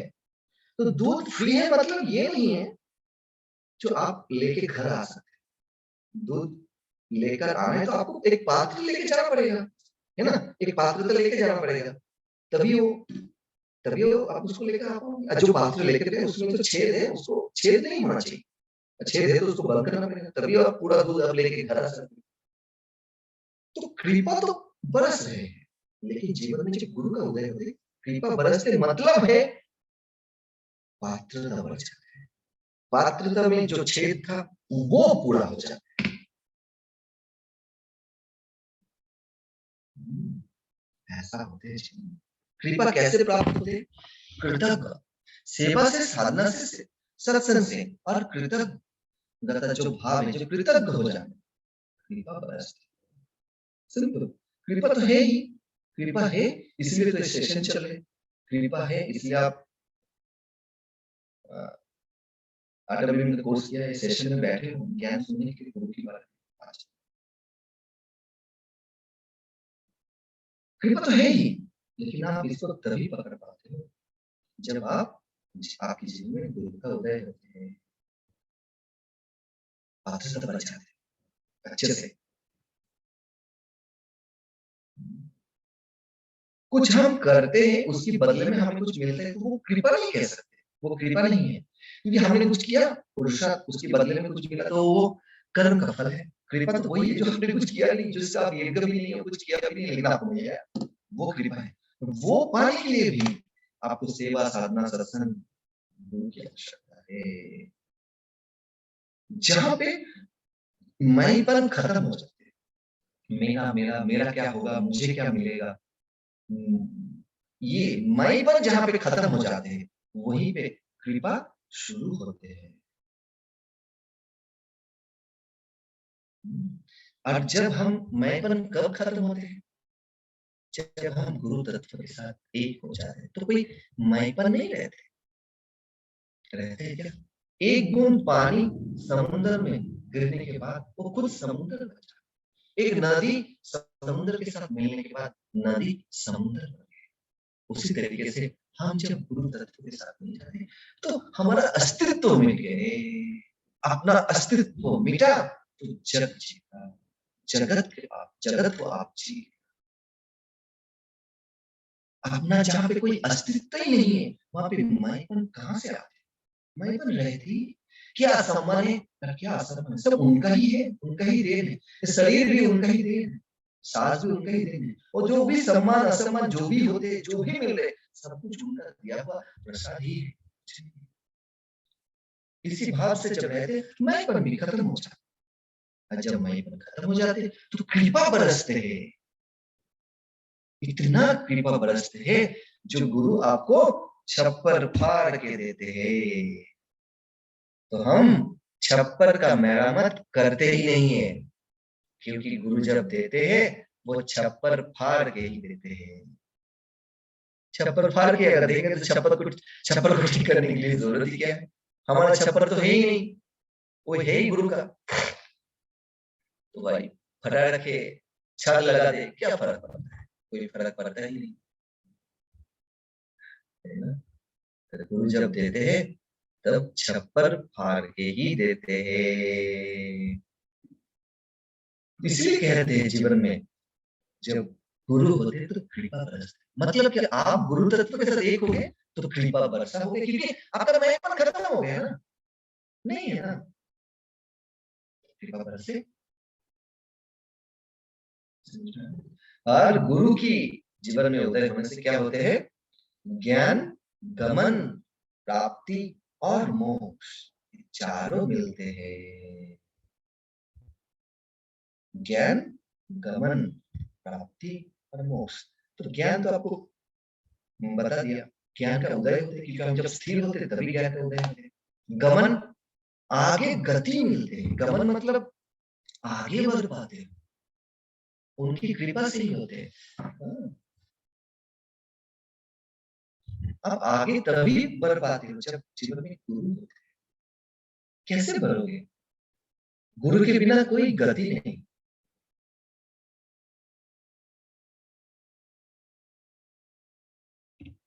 आप आगे बढ़ पाते हो, जीवन में जो भी प्रगति करते हो वो गुरु से ही होते हैं, गुरु की कृपा से ही होते हैं जीवन की प्रगति।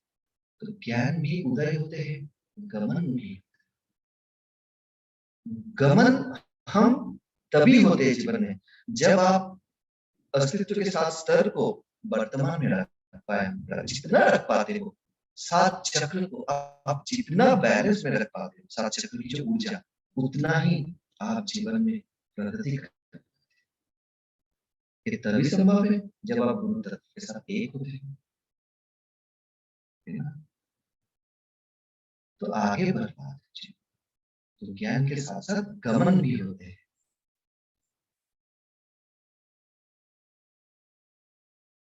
और प्राप्ति भी होते हैं। कई तरीके की सिद्धियां प्राप्त होते हैं जीवन में, ज्ञान की उदय होते हैं।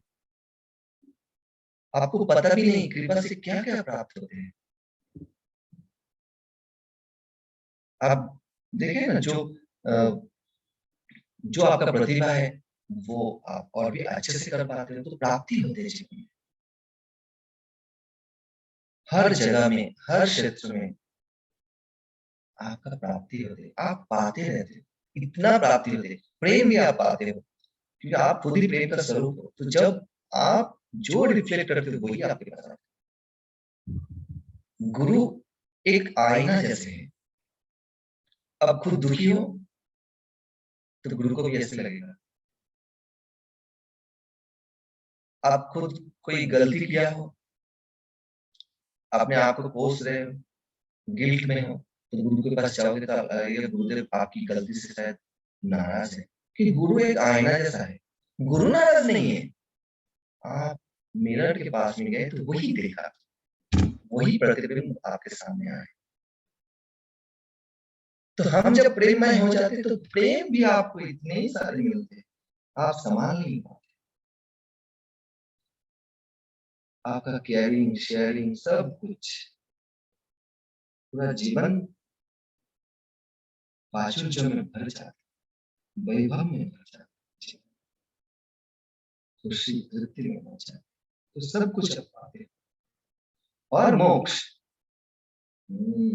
जीवन में गुरु उदय होते तो ही जीवन में मुक्ति, मुक्ति भी पाना है तो जीवन में गुरु की आवश्यकता है। क्योंकि हम सिर्फ और सिर्फ बुद्धि के स्तर में नहीं कर सकते, अपना पुरुषार्थ से आप कितना जान पाओगे? बुद्धि के स्तर में आप फंस जाओगे। आप पुरुषार्थ में कितना जान सकते हो? ज्यादा नहीं जान सकते। आपको जानना है तो कृपा की आवश्यकता है। तो हर चीज से आपको मुक्ति पाना है तो क्या चाहिए? ज्ञान चाहिए। तो जीवन से भी मुक्ति पाना है तो गुरु का मार्ग चाहिए। गुरु ही आपको मुक्ति की रास्ते में लेके जा सकते हैं। गुरु बिना, कहते गुरु बिना गति नहीं, गति नहीं है। ये सवाल भी उठा तो भी आपके जीवन में गुरु की आवश्यकता पड़ी है ना। सवाल भी उठा तो भी आपके जीवन में गुरु की आवश्यकता है। तो आप, बुद्धि आपको दृश्य जगत में फंसे रखेंगे। बुद्धि की परे जाना है, दृश्य में टिकना है, तो भी गुरु की आवश्यकता है। गुरु तत्व के साथ एक होना है। इसलिए कहते हैं मोक्ष भी पाना है तो भी आपको क्या चाहिए? मोक्ष भी पाना है तो भी आपको गुरु की आवश्यकता है।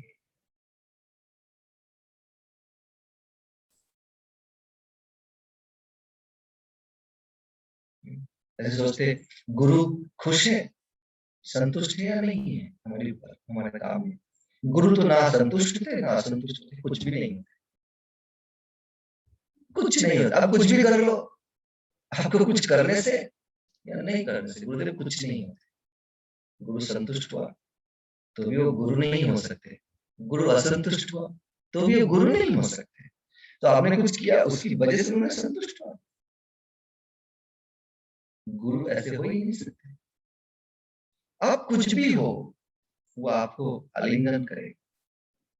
जैसे रोशनी, सूरज का रोशनी गिरते हैं तो वो देखते नहीं है कौन अच्छा है क्या गलत है क्या बुरा है, अच्छा आदमी है ना क्या आदमी है, ये अच्छा जगह है ना ये ट्रेन है कोई नाला है क्या है। हवा जो बहते हैं हर जगह में बहते हैं। गुरु तो ऐसे है, आपका कुछ करने से या नहीं करने से गुरु तो ना तो संतुष्ट होते ना तो असंतुष्ट होते, कुछ भी नहीं तो अगर होता कुछ नहीं। गुरु संतुष्ट हुआ तो फिर आप आगे नहीं बढ़ सकते हो, क्योंकि आपको गलत सही दिखाएगा वो।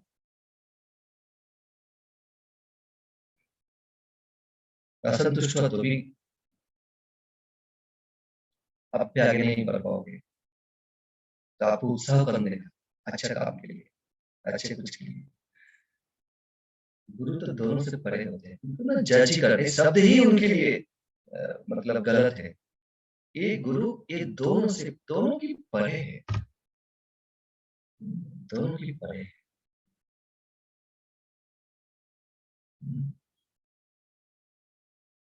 तो मोक्ष पाने की इच्छा जगते हैं हमारे अंदर, वो भी गुरु तरफ की।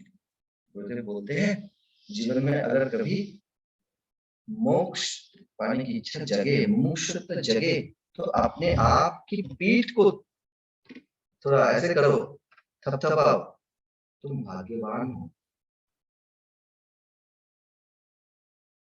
अगर मोक्ष पाना है जीवन में, गुरु बिना गति नहीं।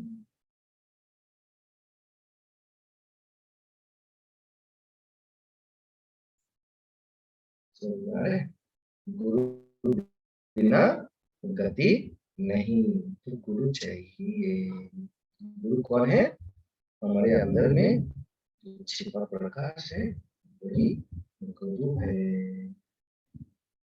हमारे अंदर में जो तत्व है जो कभी नहीं बदलते, जो स्थिर है, जो अविनाशी है, न जिसका सृष्टि होगा न जिसका ध्वंस होगा, मतलब जो खत्म होगा, जिसका जन्म हुआ न जिसका मृत्यु होगा, वही गुरु है।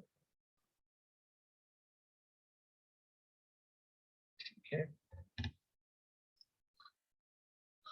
तो आज इतना ही। आज इतना ही, फिर हम लोग मिलेंगे फिर नया टॉपिक के साथ। सभी को जय गुरुदेव।